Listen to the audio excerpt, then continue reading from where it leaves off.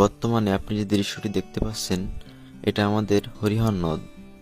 এই নদীটি মনিরামপুর উপশহর ও গ্রাম অঞ্চলের ভিতর দিয়ে বয়ে চলেছে। এই নদীটির কথা আমরা পূর্বের লোকের কাছে অনেক শুনেছি।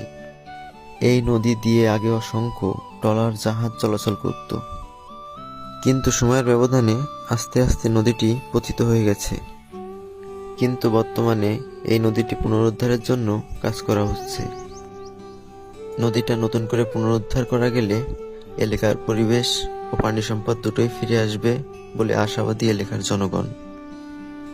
ধন্যবাদ জানাই বর্তমান প্রধানমন্ত্রী তারেক রহমানকে এত সুন্দর একটি প্রকল্প উপস্থাপন করার জন্য, অথবা ধন্যবাদ জানাই বাংলাদেশ সেনাবাহিনীকে এত সুন্দর প্রকল্প বাস্তবায়ন করার জন্য।